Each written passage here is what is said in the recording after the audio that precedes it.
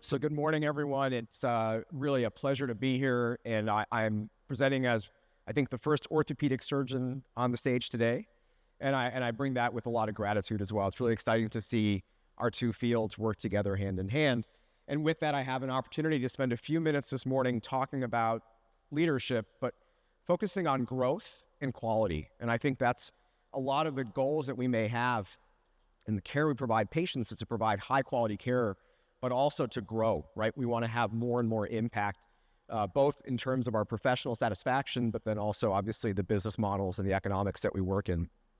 These are my disclosures. There's nothing related, obviously, to the topic here, but they are here and they are in the program as well. There are probably three key concepts I would love for you to leave in the next 7 minutes with. One is to accept the fact that in a surgical practice, we are in competition. We are in a competitive domain. And that may feel a little uncomfortable for some of us to accept, but we are in a competitive domain. Second is to identify what these main drivers of patient demand may be that would let us outcompete, if you will, and deliver high-quality care at scale. And third is to challenge ourselves in this room to adapt. I think we come to meetings because we're curious and we want to grow and we want to improve ourselves. So the challenge is, can we adapt in fundamental ways the way we deliver care and the way we think about quality that will help us grow and meet our patients' demands? So I mentioned this, surgical care is competitive. We are all competitors in this room. You don't get through college, medical school, residency, and into practice if you don't have a competitive drive, right? So we have that. And it's probably one of our strengths, and it may actually inherently be one of our weaknesses. But nonetheless, surgical care is very competitive.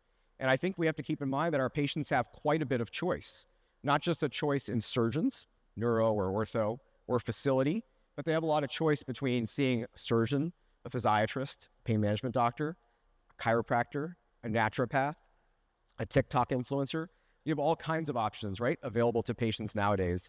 And one of our goals is consistently to be that first of choice, our patients' first of choice, our colleagues' first of choice, and even potentially as we think about our relationship with payers, first in choice for payers. So how do we get there? That's a tough one. And then once we're there, can we scale, right? And the answer is, well, it depends, and it's complicated. That's pretty standard MBA speak for those of you that have gone off and gotten your MBAs. But one of the things that I think helps for me is to start with a framework, and how do we conceptualize, quality and growth through a framework. And so I come back to the value creation equation that Michael Porter really popularized a number of years ago, and we think about delivering value. And if we're delivering value to our patients, to our colleagues, to our payers, then we should be able to scale that and grow that. So our true north as a room full of physicians and surgeons is quality, right? It's consistently around quality.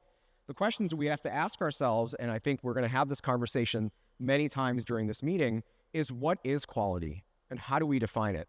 How do we measure it? How do we assess our measures? Mike just gave a great talk on digging in deep into how we assess our measures. The challenge here is, can we communicate quality effectively or not? And if so, does the communication that we're currently providing to our patients matter? Or does it matter to patients? So, like many of us in the room, we've dug into the science of it. We've dug into PROMIS. We have about 13 years now of prospective data collection for all elective spine cases at Northwestern. And that's given us the opportunity to take PROMIS, for example, and validate it across a number of disease states and surgical conditions. And so we're armed with this wealth of data that we can talk to our patients about prognosis, about diagnosis, about outcomes, about predicting outcomes. And we have these wonderful detailed conversations with our patients, and oftentimes, more often than not, there's a blank stare that's sitting across the table from you because we are deep in the weeds, right, when it comes to this. So what's been our traditional answer is like, well, let's dig deeper, right? If we're deep in the weeds, maybe our patients don't understand what we want them to understand. Let's dig deeper. And that leads to all sorts of studies around what patients expect. Mike just showed great quantitative data around predicting outcomes, continuous patient outcomes measurement. And that's wonderful, but I'm concerned. And my concern is that we're still not seeing the forest, that we're looking at trees and not seeing the forest. And I think the first challenge to everyone in this room is to flip the script a little and change your perspective, right? So don't think like a surgeon for a minute, think like a patient. We all are patients inevitably. Our family members are all patients inevitably.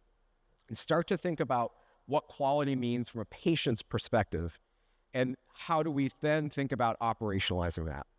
And for me, this is the concept of quality versus perceived quality. So we in this room will sit and talk mathematically about quality. We'll measure quality, we'll dissect quality, we'll dig deep.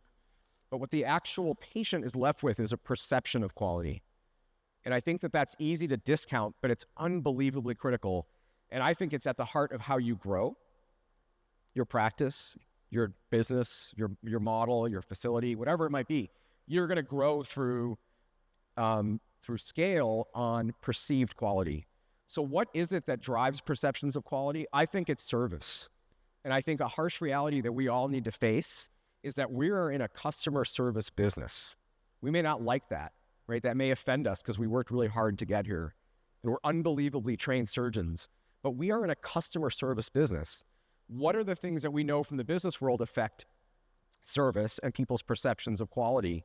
Well, it comes down to things like expectations and reputation, experience and social proof and accessibility and accountability. So the question is, can we operationalize perceived quality? Is there a way to actually say we care about patients' perceptions of quality as much as we care about our own internal mathematical modeling of quality?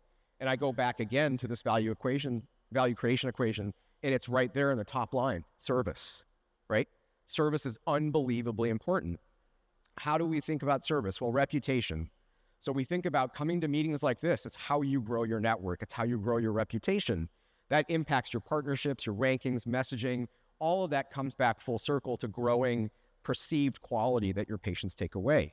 How about something that's a lot less interesting is parking. That is the number one complaint that our patients at Northwestern have. I'm sure that's true for many people in the room, is how do you change the physical location? Can you get closer to your patients so that you're delivering perceived quality and service, whether that be location, parking amenities, access and time, being available, right? It's harder than it sounds, but it's really important. And then communication. And maybe with my last minute, we'll talk about a take-home that you can do with communication.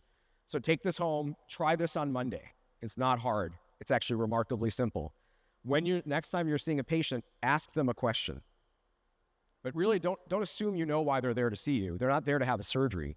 They're there with a problem that needs a solution. So ask them what that problem is, and then stop yourself and just listen. This is the hardest thing in the world. To stop for 30 seconds to a minute and let someone talk is probably the hardest thing I have to do on a week-to-week basis, right? Is to stop and listen. Learn from your patients and then confirm. Ask them, did I hear you correctly? Is this the problem that you would like me to solve for you? And it doesn't feel maybe natural, but it's unbelievably effective. That last step of confirmation lets a patient know that they've been heard and that you care about what they're doing. And that can be operationalized. How is it operationalized? Look for accountability. Look for patient feedback. We all get patient feedback, but treat feedback like a gift and operationalize it. And think about, if we're getting a negative feedback from a patient, what does that mean that we need to do fundamentally different, right? And then look for this idea of social proof. So patients love to share experiences, both good and bad. And social proof, I think, is that sharing of quality. So it's a sign for you and your practice that you're doing well if your patients want to share stories about you. So I'll wrap up. Number one, choice is driven by competitive demand, and we are in a competitive market. I think from an operational standpoint, we need quality and perceived quality to get equal time and attention. And I think that's something that we maybe don't do as well as we could. And service is quality and is within our control and drives growth. Thank you very much.